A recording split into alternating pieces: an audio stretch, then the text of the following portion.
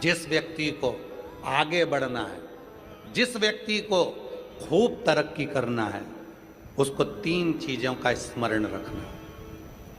उसको 3 चीज़ें अपनी बुद्धि में रखना है। पहला, पीठ पीछे किसी की बुराई मत करो। क्यों? हम जब किसी के पीठ पीछे बुराई करते हैं तो हम कभी भी जिंदगी में उसके आगे नहीं निकल सकते, उसके पीछे ही रहते हैं। पीठ पीछे बुराई मत करो। 3 चीजें बताई गई है। अगर उन्नति की सीढ़ी पर चढ़ना है, आगे बढ़ना है, तो ये 3 चीजें अपने स्मरण में रखना। किसी की पीठ पीछे बुराई मत करो।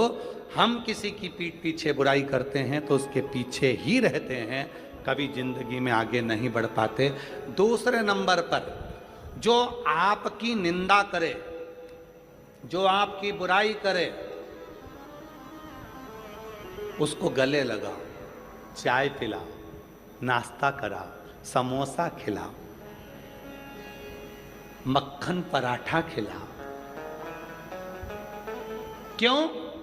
क्योंकि वो तुम्हारी बुराई करने वाला को तुम जब गले लगा कर रखोगे, वो बुराई करने वाला जब तुम्हारी बुराई करता रहेगा तो तुम उस बुराई को छाट कर अच्छे बनते चले जाओगे, और एक दिन इतने अच्छे बन जाओगे कि फिर बुराई करने के लिए तुम्हारे लिए कुछ बचेगा ही नहीं, तुम उस सीढ़ी तक पहुंच जाओ। तीसरे नंबर पर कहा, पहले नंबर पर पीठ पीछे बुराई मत करो, दूसरे नंबर पर बुराई करने वाला जो तुम्हारी निंदा कर रहा है, जो तुम्हारी चुगली कर रहा है, तुम्हारे लिए अपशब्द कर रहा है, तुमको गाली दे रहा है, तुमको आड़ा टेढ़ा बोल रहा है, उसको समोसा कचौड़ी जरूर खिलाओ, चाउमीन खिलाओ, नाश्ता खिलाओ, बघार खिलाओ, खूब पिज़्ज़ा खिलाओ, खूब प्रेम से लस्सी पिलाओ, क्योंकि ऐसा बुराई करने वाला। और हम नहीं कह रहे, ये पुराने शास्त्र भी कहते हैं, निंदक न्यारे राखिए आंगन कुटी छवाए, और बिन पानी बिन साबुन सब मेल धुल जाए।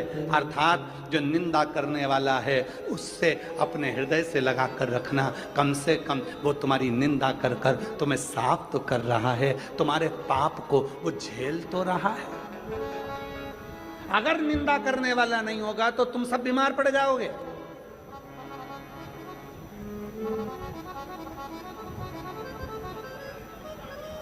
हमारा सासुओं से निवेदन है, अगर तुम्हें अपनी कमर सही रखना है, घुटने सही रखना है, शरीर सही रखना है, तो तुम बहू की चुगली और निंदा करना, बुराई करना बंद कर दो, तुम 50% अच्छी हो जाओगी। और हमारा बहुओं से भी निवेदन है, अगर तुम्हें अच्छा रहना है, कई बहुएं ऐसी हैं 45 की उम्र में, 40 की उम्र में, 35 की उम्र में, और कमर दुख रही है, सिर दुख रहा है, हाथ पैर दुख रही है, कब हर 15 दिन में डॉक्टर, हर 8 दिन में डॉक्टर, ये डॉक्टर बदला, वो डॉक्टर बदला, वो डॉक्टर बदला।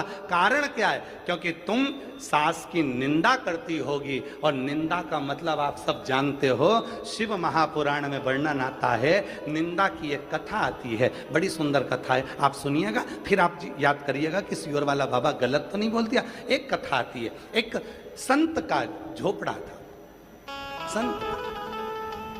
संत की कुटिया थी। राजा जंगल में गया, वन में गया,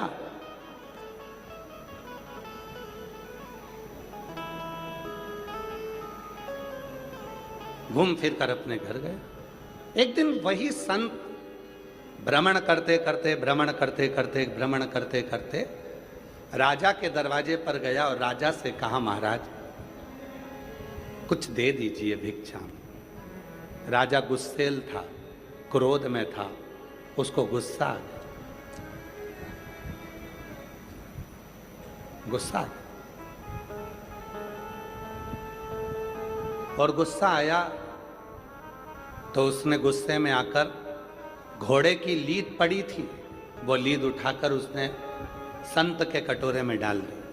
संत ने वो लीद को ले जाकर अपनी कुटिया के पीछे डाल दी। कुटिया के राजा भ्रमण करते हुए जंगल में आया, रात्रि का समय था, भटक गया।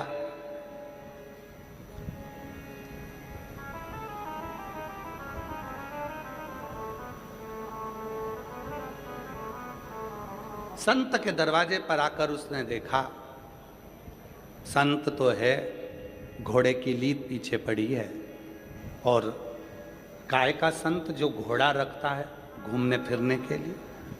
राजा को गुस्सा आया, चल दिया, घर गया। जो मिलता राजा उससे कहता एक संत जंगल में रहता है। जो मिलता राजा उससे कहता एक संत जंगल में रहता है। घोड़ा पाल के रखा है, लीद थी उसके घर, लीद थी, बढ़ता गया। राजा निंदा करते गया, निंदा करते गया, संत संतुष्ट होता गया, लीद का ढेर बढ़ता चले गया, लीद का ढेर बढ़ता था। और आखिरी में एक दिन राजा भ्रमण करते करते राजा पहुंच गया। जाकर देखा लीद का ढेर था, लीद का ढेर। और उस ढेर को देखा, पूछा महाराज ये लीद इतनी सारी कैसे हो गई? तुम्हारे ही दरवाजे पर से मिली थी, एक कटोरे में लीद थोड़ी सी। तुम्हारी निंदा करने से ये लीद बढ़ती चली गई और अब इस लीद का कोई हकदार नहीं है, तुम ही इसके हकदार हो, तुम्हें ही इसको भोगना। ऐसी ही एक कथा और वर्णन करती है। एक राजा के शरीर में रोग आ गया, शरीर गलने लगा, शरीर पानी जैसा टपक टपक कर गिरने लगा, राजा की उंगलियां टपक गई, राजा का शरीर गलने लगा, राजा बीमार पड़ गया। सारे डॉक्टरों को बुलाया, सारे वेदों को बुलाया, सारे वेदों को दिखाया, पर उसका कोई हल नहीं निकला। तब राजा बड़ा दुखी हो गया। किसी ने कहा एक संत रहते हैं, चलो उनके पास चलते हैं। संत से जाकर पूछा महाराज मेरा शरीर सही नहीं हो रहा, इसका कोई हल बता दीजिए। तब संत ने एक बात कही, राजन तुम्हारा भाई था कहाँ गया?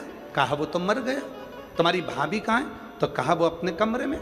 संत ने कहा एक काम करो राजा, भाभी जब अपने कमरे में सोने के लिए चले जाए, चुपचाप से जाना, भाभी के कमरे के बाहर दरी बिछाकर सो जाना, किसी को बोलना मत ही क्यों सोए हो, बस इतना काम करना प्रारंभ करना। राजा ने वही करना प्रारंभ करा। राजा भाभी के कमरे के बाहर दरी बिछाकर सो जाता। एक सेविका ने देख लिया, नौकरानी ने देख लिया, उसने दूसरी से कहा कैसा खोड़ला राजा है, भाई मर गया तो भाभी के कमरे में सोने जाता। एक ने दूसरे से कहा, दूसरे ने तीसरे से कहा, तीसरे ने चौथे से कहा, चौथे ने पांचवे से कहा। पूरे नगर में बात फैल गई कि राजा ऐसा खोड़ला है कि भाई मर गया तो भाभी के कमरे में सोने के लिए जाता है। और पूरे नगर में चर्चा हो गई और धीरे धीरे धीरे धीरे राजा का शरीर ठीक हो गया। राजा जैसे ही ठीक हुआ गुरुजी के पास गया, गुरुदेव मुझे डॉक्टर ठीक नहीं कर पाए, मुझे वेद ठीक नहीं कर पाए, आपने केवल भाभी के कमरे के बाहर में सोया और मुझे ठीक कर दिया, कैसे? संत ने कहा राजन तूने इतना पाप कर लिया था कि तेरा पाप तेरे शरीर में बीमारी बनकर आ गया था। उस पाप को समाप्त करने के लिए मैंने तेरी निंदा करवाना प्रारंभ कर दी। जब तू भाभी के कमरे के बाहर सोता था लोग तेरी बुराई करते थे, तुझे कोसते थे, गाली देते थे, अपशब्द कहते थे, निंदा करते थे, बुराई करते थे। राजन जितने लोगों ने तेरी निंदा करी तेरा पाप उनके खाते में चले गया और उनका जो पुण्य था वो तेरे खाते में आ गया। इसीलिए निवेदन है, शिव महापुराण के ये 3 सूत्र अपने भीतर उतार कर रखिएगा जो भगवान शंकर नंदन मन में माता पार्वती जी से कहते हैं। सुनो पार्वती जी, पहला पीठ पीछे बुराई मत करना। पीछे बुराई करने वाला हमेशा पीठ के पीछे ही रह जाता है और आगे वाला आगे निकलता चले जाता है। दूसरे नंबर का, कोई निंदा करे, बुराई करे, तुम्हें गाली दे, तुम्हें अपशब्द कहे, तुम्हें ताना दे, दिन रात तुम्हें कोसे, तुम उसका जवाब मत दो। तुम उसको गले लगाकर उसको समोसा खिलाओ, कचौड़ी खिलाओ, लस्सी पिलाओ, भोजन कराओ, मक्खन पराठे खिलाओ, उसको बेहतरीन बेहतरीन भोजन कराओ, जलेबी खिलाओ, उसको इमरती खिलाओ, उसको पकवान खिलाओ। क्यों? क्योंकि वो अपना खुद का पुण्य बुराई कर कर तुमको दे रहा है और तुम्हारी बुराई कर कर कर तुम्हारे पूरे पाप को वो अपने माथे ले रहा है। वो बीमार पड़ेगा, दुखी होगा, तकलीफ में आएगा, कष्ट में आएगा, पर तुम्हें ठीक कर देगा, तुम्हें ठीक। इसलिए मेरा सासू माताओं से निवेदन, जितनी भी सासें बैठी हैं सबसे निवेदन,